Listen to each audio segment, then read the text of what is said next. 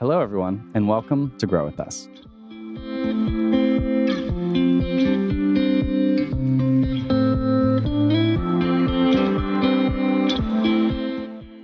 My name is Evan Barton, and I'm your host who helps create conversations with the movers and shakers of a growing tech center in Tulsa, Oklahoma.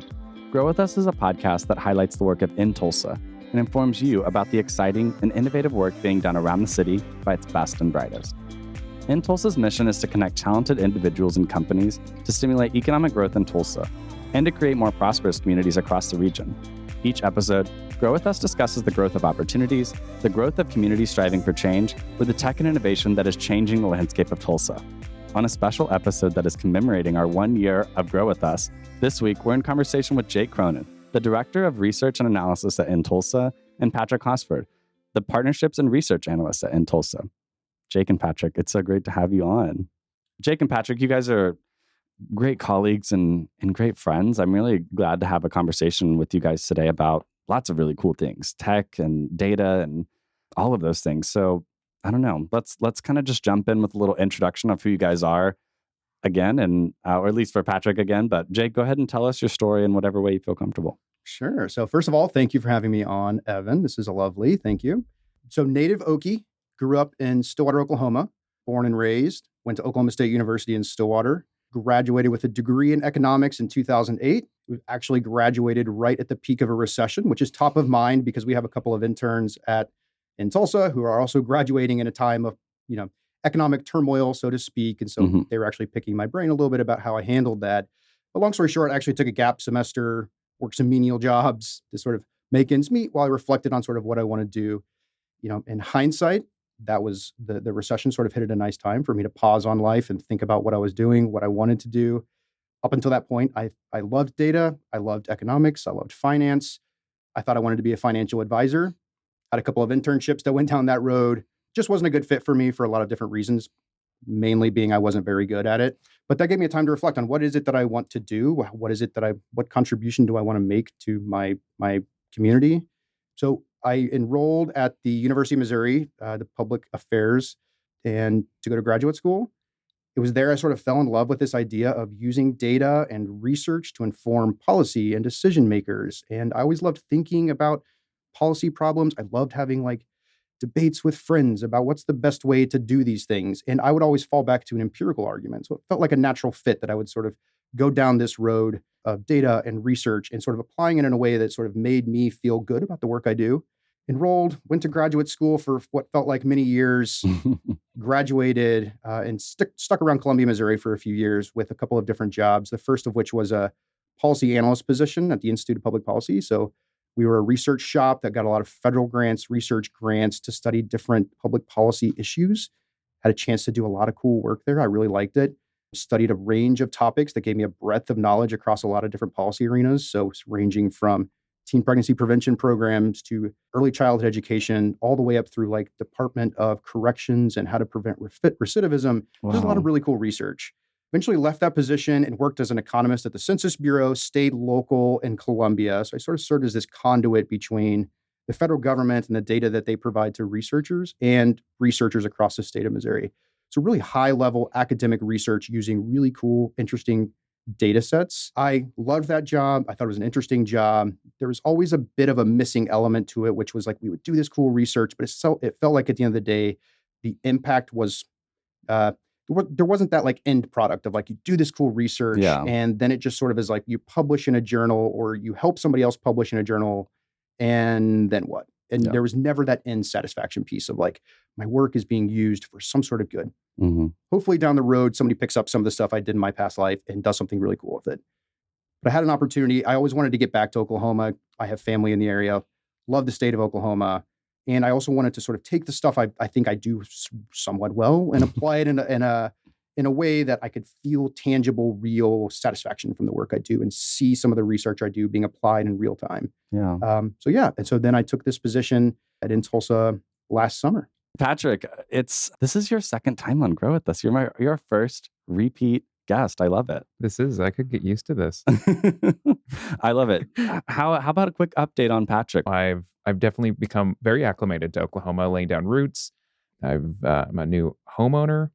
Yeah. So I've really been laying roots here in Oklahoma, exploring more, seeing all that Tulsa has. And what I've realized is it has so much. Yeah. What's uttered on a day-to-day, or really what's in kind of travel articles, right? With Oklahoma and Tulsa in particular, you have your Route 66 attractions, which are namesakes like the Blue Whale of Catoosa.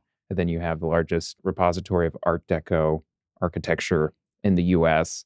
But then there's, yeah. I love Patrick for the simple fact that he is filled with nuggets of wisdom at all times, and he is ready to just deploy them at will. Yeah, We're it's just mapping out Route 66 right here. I love it. Yeah, for sure. That's on my roots. Well, so there's a little bit of taste of that, but the more you start to dive into Tulsa after, a year of being here, you're like, I've only scraped the surface. And it's odd for a city of 1 million people to actually say, after a year, I haven't even accomplished everything. Yeah. Or like, I haven't seen everything here.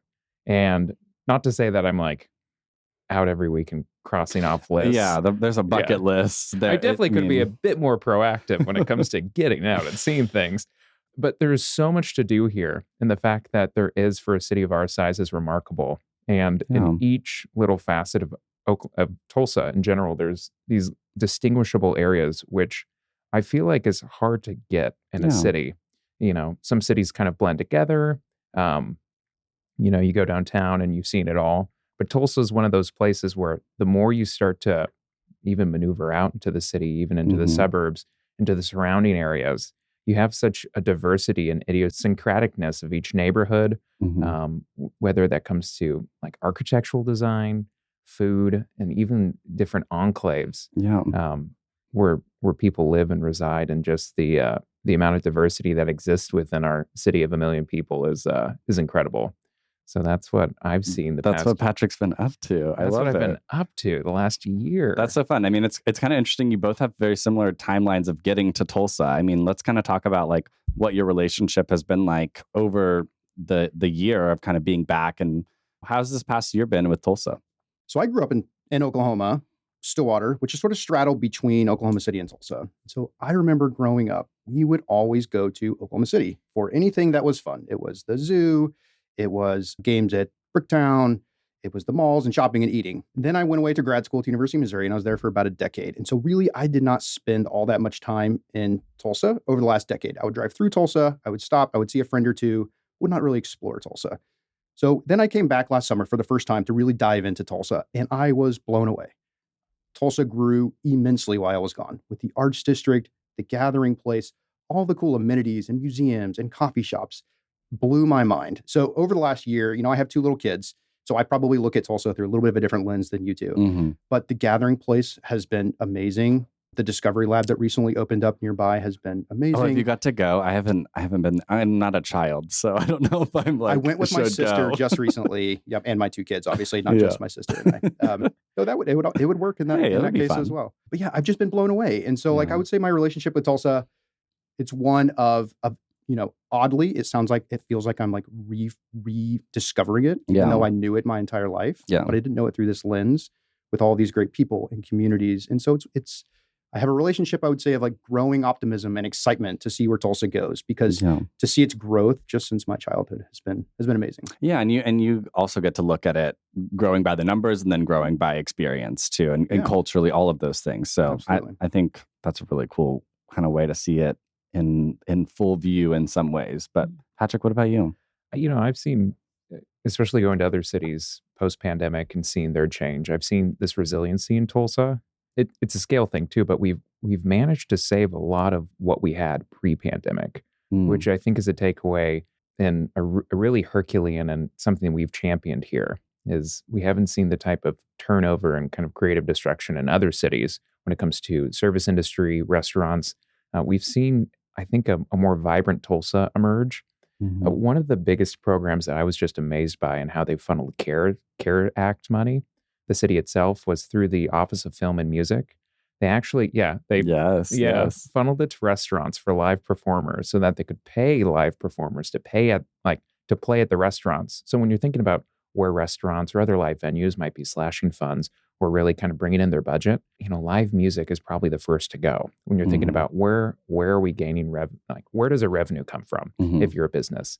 when you're thinking about kind of the art scene and the music scene that's so enrooted here in Tulsa, that's one way that they truly implemented a bulwark and allowed Tulsa to keep its vibrancy and its musical stronghold here. Yeah, which I think is really cool to kind of also think about how, like, obviously you're not going to get the out of town like bands or traveling or whatever just because of the pandemic. But you're still growing local talent, I guess, and providing that opportunity for those people. So that's like a really, I mean, that's obviously a benefit to that program and probably why they saw that as an opportunity for them. So that's awesome. Yeah, it's all these different verticals and areas allowing different communities to grow. Like if you have a family, if there's something for everyone. And again, going back to the fact that there is that diversity and everyone can kind of find their way here, it's kind of a testament. Yeah. Really. Oh, I love that. Let's kind of chat a little bit about what you all do at inTulsa specifically. So I'm going to kind of pose this question to both of you, and either of you jump in.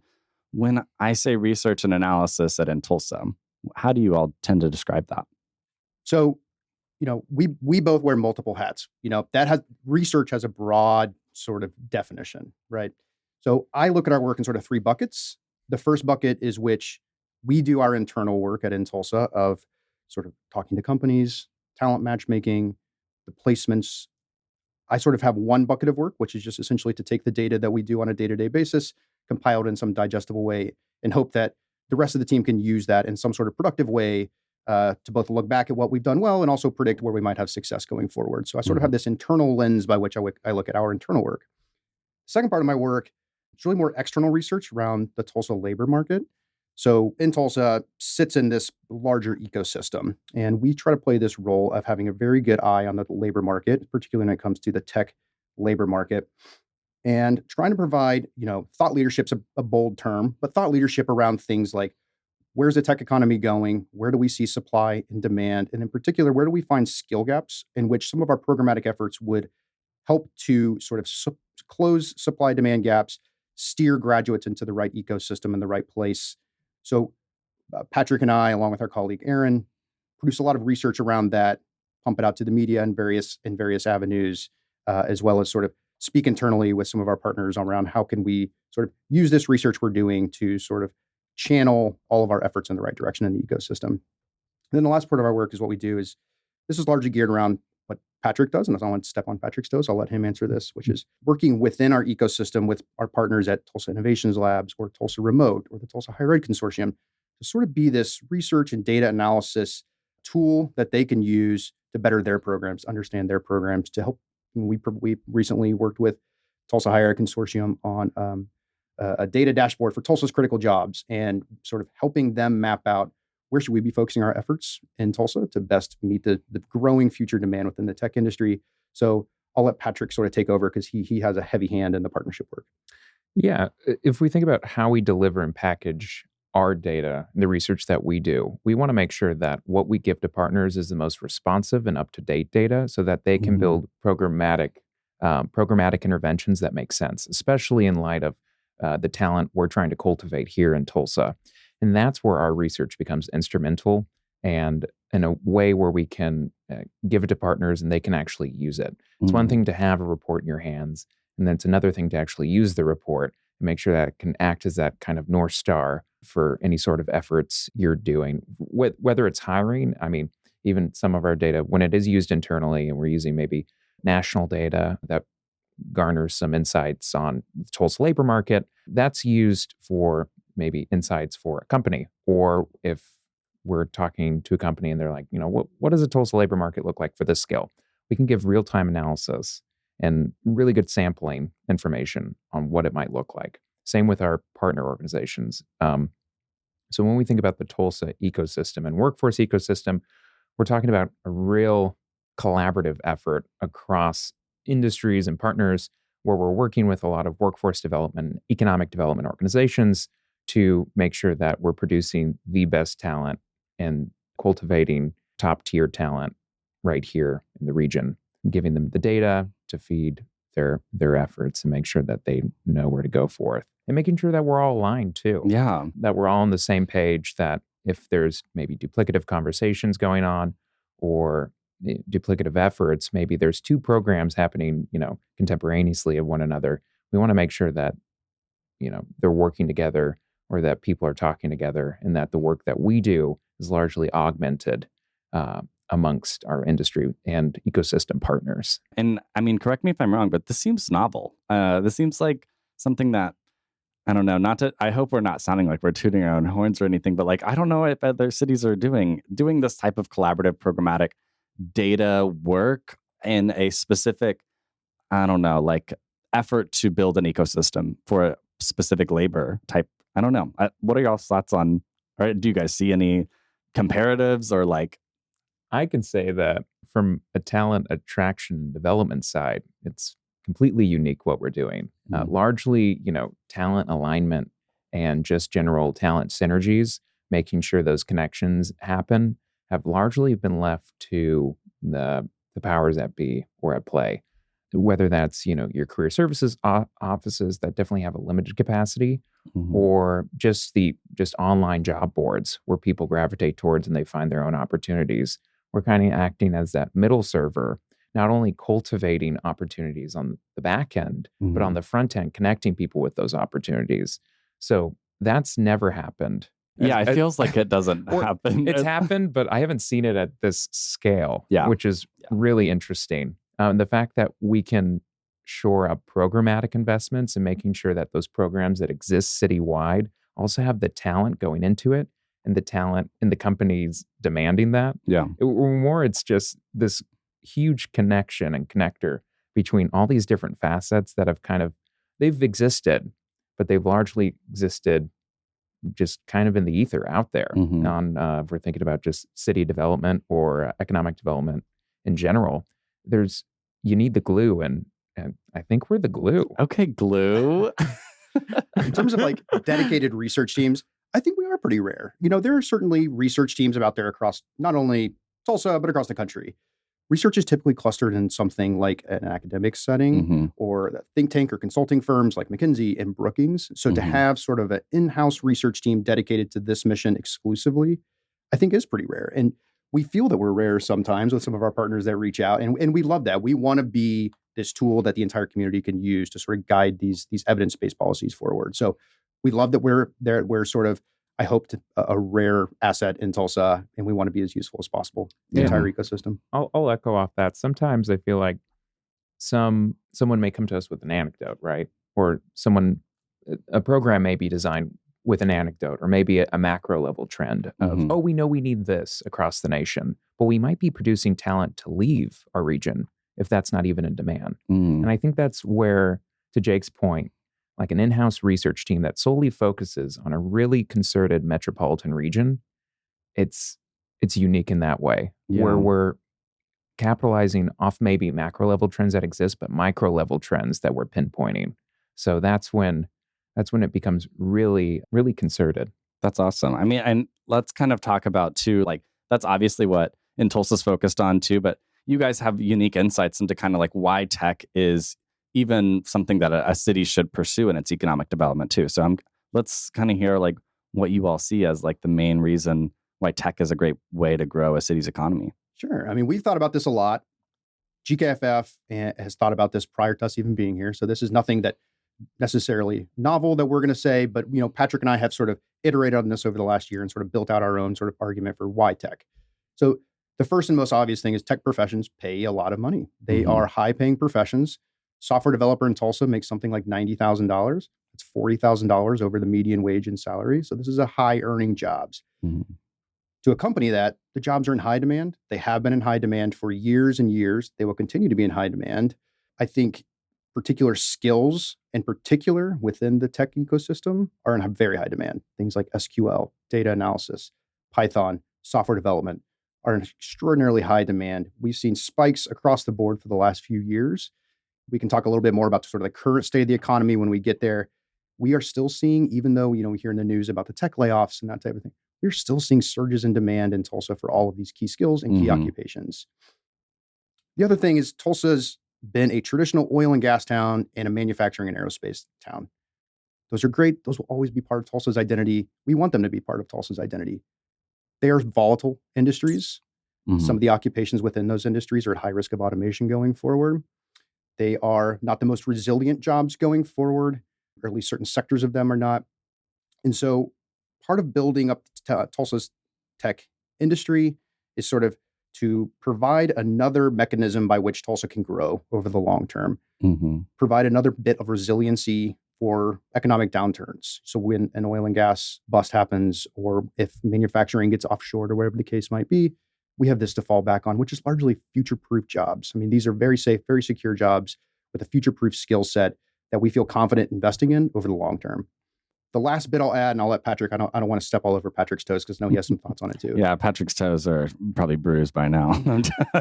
Watch out. But another thing is Brookings Institute released an article probably 6 months ago at this point, sort of looking back at the tech industry and where it has gone geographically over time. It's no surprise, it's largely the tech industry clustered in sort of your traditional tech hubs, San Francisco, Austin, Seattle. It has largely not moved off of those in the last few years. It's still relatively concentrated in those spots, which left Tulsa in this spot of like, well, how do we play in this ecosystem considering these industries are reluctant to move? And the beauty of a tech job is largely you can do those from most anywhere. So a software developer at Google, given an amenable policy that allows them to work anywhere, could do that job in Tulsa. So another thing that sort of why the tech industry is that we can pursue workers instead of industries. So we can lead with a talent-centric driven approach that allows us to bring workers from a tech industry here without the heavier lift of bringing an entire company or industry to town. So it's sort of a right to win thing of where we feel like we have a good space to compete. Tulsa Remote has done an amazing job. I'm sure you've talked on this podcast about them, of bringing remote workers to town. So we're sort of leading and building the tech industry around the remote workforce and trying to bring that concentration of skills and creative energy to town to sort of get it organically flowing in that direction. So, okay, I don't want to talk too much. I want to pass it off to Patrick. No, that was perfect. I can only add to what was said. Add away. In certain points. I mean, so really the crux of tech's resiliency is that it's high-paying jobs during economic downturn, which is so critical for thinking about how we stabilize an economy for the future. And then it's not doing away with legacy industries. It's about how do we diversify our economy to have the best mix. It's like investments. It's like your portfolios. How do we make sure that municipally Tulsa lasts? And what's so important about tech too is it's not dependent on production factors or industrial resources, which makes it so resilient. So it's not tied to a lot of things. It's these jobs that are sufficient and high paying, which can add to a city. So it's can detached from recessions that are aligned with those more likened factors, they're linked factors. I think you reset such a good point where it's the social fabric of workforces and knowing that, and it's about who's the figure in the community, right? Like who you look up to. Ultimately, it has a large impact of where you will work and what you aspire to be. It's like career day. It's definitely one of those things we cannot, I guess, stress enough, the milieu or the social fabric of workforce development and what people are exposed to and accustomed to, especially kids. Yeah. And the type of jobs they see. And I think this is like such a great segue to maybe like diversifying tech. Yeah. Right? How are we going to do that? Yeah. I mean, that's one critical threshold there where it's getting all communities involved and making that sure that there is that figure, that factor in the community, that person who is involved in tech and has a tech job. Yeah. And that way people can see that it's attainable, it's real, it's for me. And what it is, like what it even is. I mean, I hate to be as like elementary as like, what is it? But like, I think that really these past 2 years of getting involved in kind of this work, it's really been like, I keep coming up with different answers for what it is. I keep coming up with, it's, when I explain it to people, it's like, the tech industry to me, like, we kind of play in this space, X, Y, Z, like these are the factors that we consider. But like when it comes down to brass tacks or whatever, like it is something that is defined on an economic level. And then also like more, I guess, like you said, into the social fabric and kind of like those definitions of it too. And I don't know, just more exposure is definitely one thing that we need in addition to the diversity, which I think we're going to end up having a conversation about, which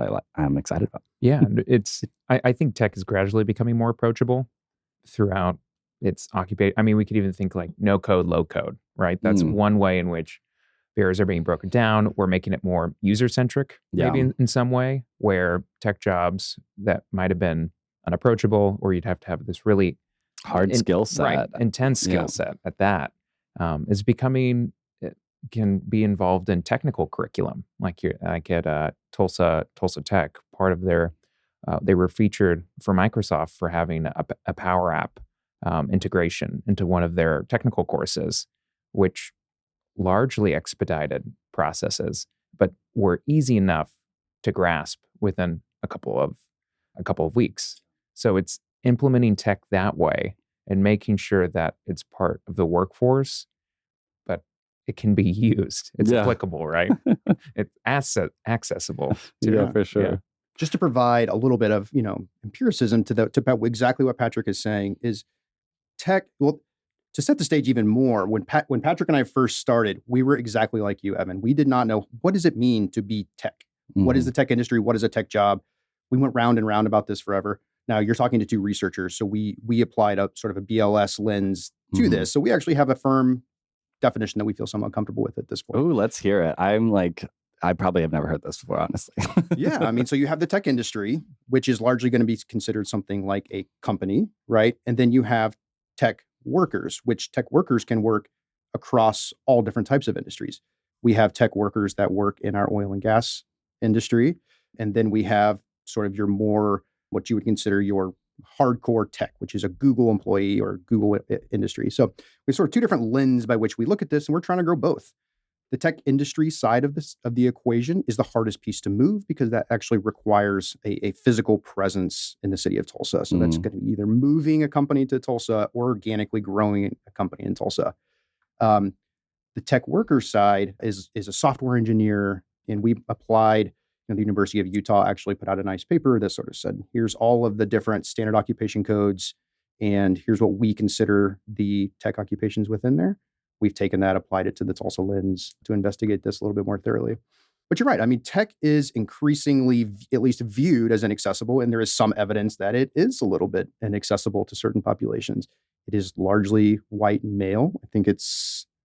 I have those statistics. Yeah, Patrick, please. All right, here we go. So I think we should view this in a national context and look at Tulsa to see some benchmarks here. So the U.S. is according to Brookings tech definition, so have to throw that out as a verbal footnote. So the U.S. is 61% white, 65% female. I mean, the 65% male. That's the composition of tech if we're looking at largely white, male-driven industry. In Tulsa, largely exacerbates that trend, where it's 74% white, 65% male. So similar, male-dominated, a little bit more white. That also, it doesn't skew too far. I mean, our MSA is different than the U.S. in those population statistics. But regardless to say, there's a lot of catch-up that tech needs to do. Like it has to catch up with Tulsa in regards to just the general population of Tulsa. It should look more like us than not.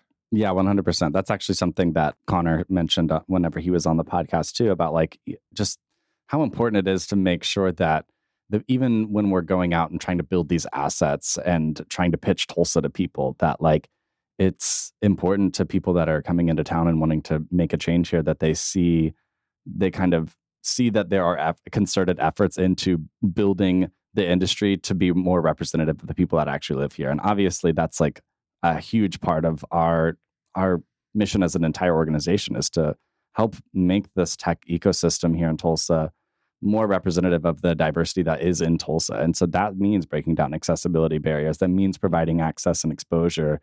It means a lot of other things too, that you guys are kind of measuring over time and seeing how, the more placements we get in jobs, that's just making it look more representative of what's going on, what Tulsa actually looks like from the economic lens. And then also as that just kind of disseminates down into the cultural fabric that we kind of were just talking about. And I think we have so much room. The best is that Tulsa has room for growth, and there's so much, growth coming. I mean, just, from 2014 to 2019, Tulsa was among the top 10 fastest growing MSAs for tech.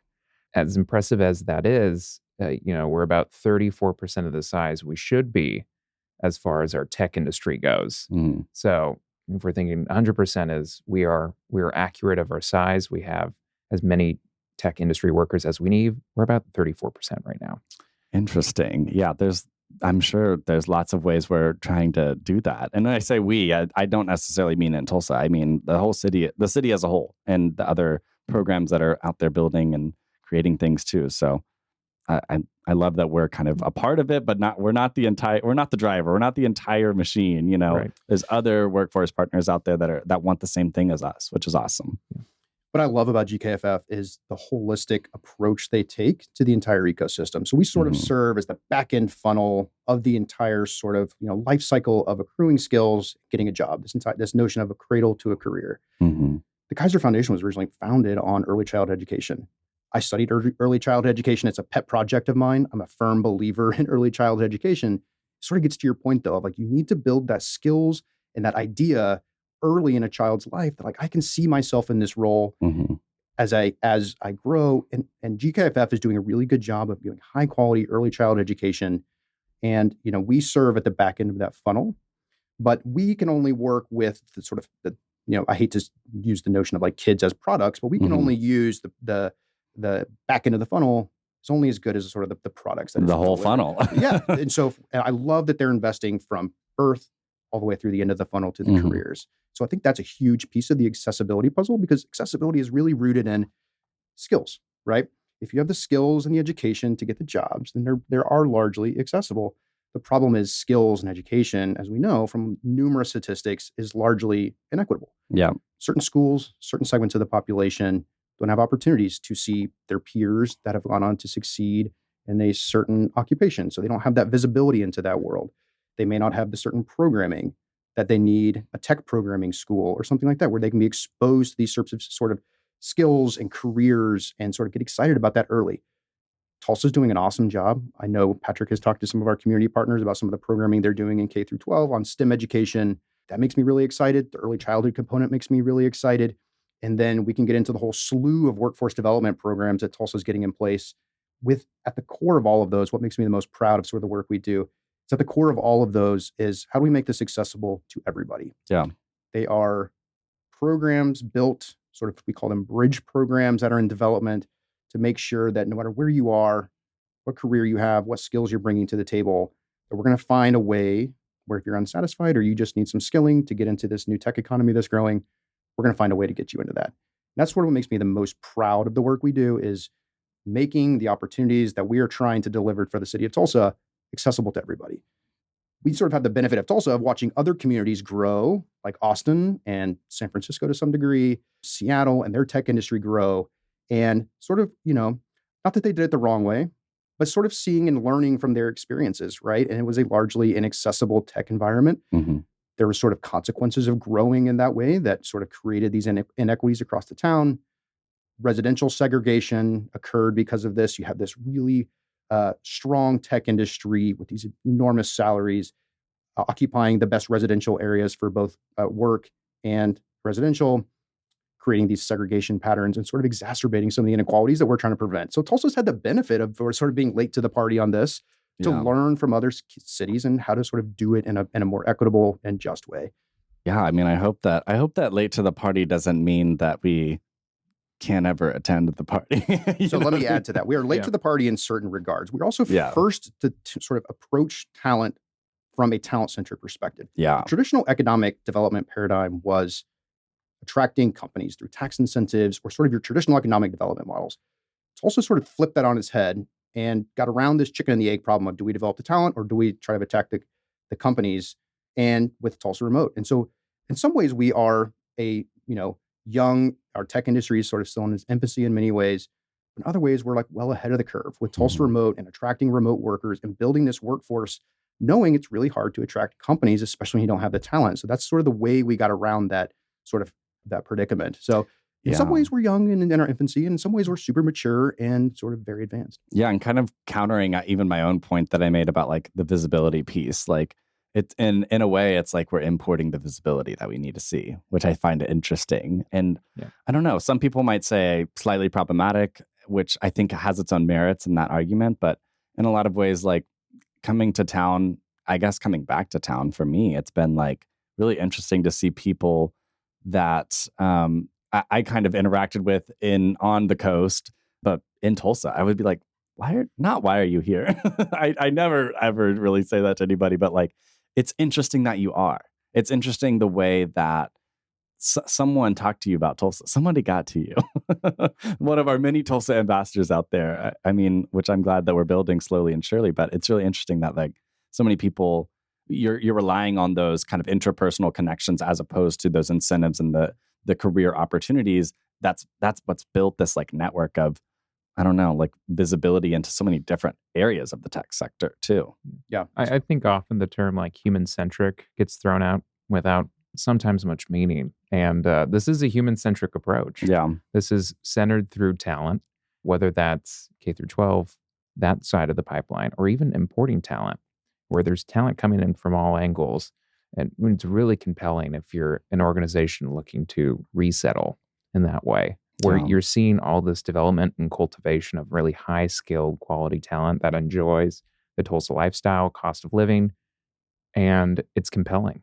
Yeah, I think I don't know. I guess thinking about it in the way of like kind of those two models that you kind of mentioned, those other cities and kind of San Francisco is like, okay, we have the companies that's going to get the people excited to come work at the companies. We have the people that are cool and are doing things. And like now the company's like, oh, wait, you have the people? Like we'll also come too. I don't know. That sounds like it's a very dude at a party explaining it type of thing, but that's tend to be how I explain things. Yeah, part of the other downside is when the tech industry booms, cost of living skyrockets, right? Now, Tulsa's already thinking ahead about that. We've been in conversations about how do we get ahead of this curve if our tech industry takes off, which I think it will.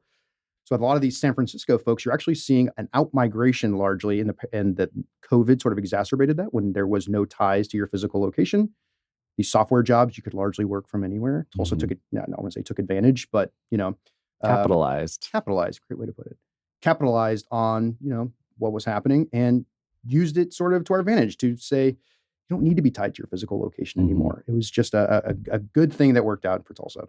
I think what we're trying to do as a whole ecosystem is say that you're not going to make a wrong choice with Tulsa, though, if that is your location. So I know that's a little optimistic and, it's not going to appeal to everyone's sensibilities, but like we are here trying to build that so that people can trust that decision a little bit more, especially from that human-centric kind of approach. I want to keep kind of talking about like some fun tidbits or really just like interesting Tulsa things that people might not know. What are some data points, not data things. What are some data points that people might not really know about Tulsa or are just kind of interesting to kind of extrapolate from? I can add a couple. I have largely macro points here, but we could talk about Tulsa. I mean, one of the oddest things, we have a really great financial just industry. Like we have per capita, we actually have more people involved in finance than San Francisco. Oh, yeah. Per capita always messes with me. I'm gonna be honest. I get it economically, but like, anyways, this is an analysis of my knowledge level. We love per capita because Tulsa's a relatively small town when you're competing with something like San Francisco. And so it's a nice way for us to sort of level the playing field population and jobs wise to compare us. So yes, data dummy over here needed that explanation. Thank you, Jake. The cost of living goes without saying is great here at 91.6 on an index of 100, roughly 9%, 8.5% lower than your benchmark, which is your U.S. average cost of living. Another great fact because I look at it all the time. But the median household, so the price at closing to purchase a house here, and the median is about $275 here in Tulsa. So the U.S. just reached over about $4. So, oh my gosh, we just bought a home like recently, and the numbers scare me and are way too high. And it's all about like housing is such an important conversation. Yeah. Even, I mean, I know we could open a whole can of worms here with that, but like what you're saying percentage wise, like the it's kind of wild. Yeah, It's just I mean, crazy. our median purchasing price in Tulsa has historically been low, and it's still low compared to the nation. And we're growing at less percentage, and we're valued correctly. There's a lot of valuations too going out throughout the nation on who's overvalued. This is an analysis off Moody's, so like a little bit overvalued. But if you look at, and this is actually dovetailing with some of that tech conversation, where there's been the most techadus, which is around those, adjacent cities in California and Oregon. In even Idaho, Boise, 75% overvalued when it comes to those houses. So housing prices, largely due to demand, are skyrocketing. And that's that initial wave. And if you look at migration patterns from tech, people really like sticking within that 150-mile range. There hasn't been huge transcontinental moves that have been touted, but it's been a lot of suburban moves, adjacent city moves. So when you see that happening in large tech centers losing population, largely going to the same state or adjacent states, these states are having trouble mitigating these effects, especially financially, where you're seeing huge disparities in what was before and what is now, and that growth year over year, even in Austin, has seen some pretty unprecedented growth in housing prices. Yeah. So it's reckoning that and knowing that, that's driving also, it's one component of inflation. There's been a lot of components, a lot of speculation, and others just like rising cost of salaries, which directly ties to our tech shortage, or we could say is a little component of that rising salaries conversation. Yeah, what you said just about that really fast. I was reading an article yesterday that was kind of, condemning a little bit of like the mass exodus that we've been talking about, like in tech, saying that a lot of employers during the earlier COVID times they would hire 5 people when they actually only needed 2. Those companies are reaping the consequences of that, which is interesting. Yeah, well, you have, a white hot economy that was distributing funds pretty heavily. Yeah. I know Jake's itching over there. Yeah. What's interesting about the tech layoffs, right, is, a lot of different factors, of which you just alluded to many of them, right? They grew too quick. There was a lot of economic stimulus money flowing around. Tech jobs were in super high demand during COVID because people needed to work from home. They needed the tech set up to get that set up. A lot of different reasons why the tech economy sort of exploded over COVID. And then now we're seeing that, it's popular in the news today, the massive tech layoffs. Netflix and Airbnb. No, Airbnb did not. Airbnb just moved to remote. Yeah. You could say any name and probably they did like lay off 25% of their workforce. As long as Tesla headlines. Mm-hmm. Yeah. Yeah. There we go. A lot of that's just a market correction. They exploded over 2020, over 2021, sort of falling back to earth a little bit due to numerous factors related to inflation, supply chains. Interest rates are rising, Elon tweeting. Elon tweeting. Yeah. That's signaling. Yeah. It's a market term there. Equities are down, right? Cash flows are down, right? So numerous reasons for this. The paradox in all of this is Tulsa we have been largely sheltered from this to some degree. Yeah. Our demand for software developers is still up. We're up 40% for tech jobs in terms of demand since the beginning of 2022. We have not seen this. Now, this is partly due, we're still in our infancy, so we don't have a lot of mature companies that sort of exploded and you're seeing this market correction. But for the most part, we still feel very good about the direction we're taking Tulsa in terms of pushing for these types of occupations. The skill sets that we are pushing through our boot camps and through our higher education institutions are still in extraordinarily high demand. Even at these companies where you see layoffs, it's largely happening with administrative roles. Software developers are still largely sheltered from the harshest of conditions. So we feel pretty good about this. And if anything, again, Tulsa taking advantage of other places to some degree. If people are willing to lay off their tech talent, we're still seeing crazy surges in demand here. Tulsa would be glad to soak up some of that. Yeah, we're still here ready to welcome you with open arms. Exactly.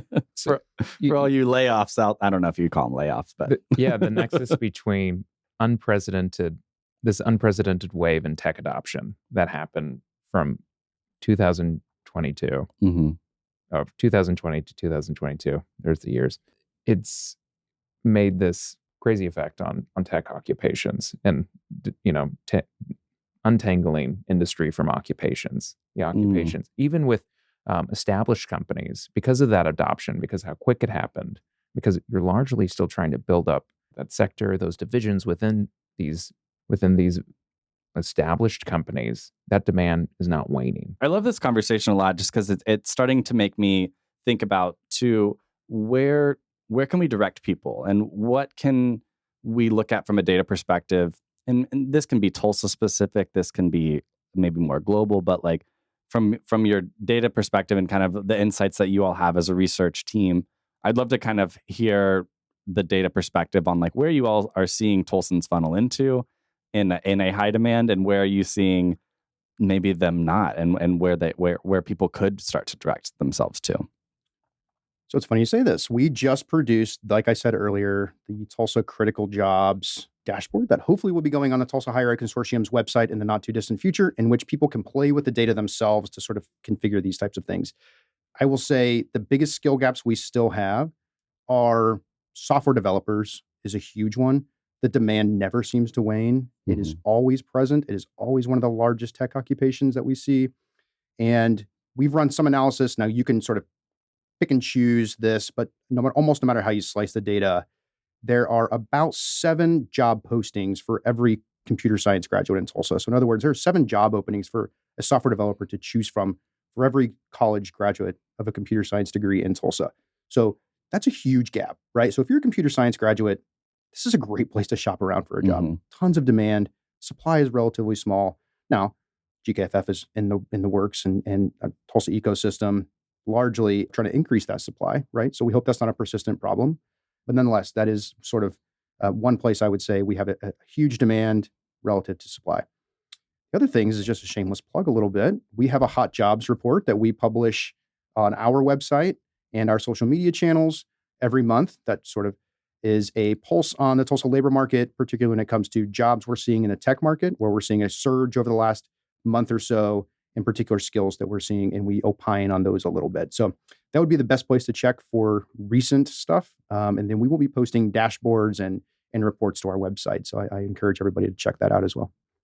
Jake and Patrick, this has been an amazing conversation.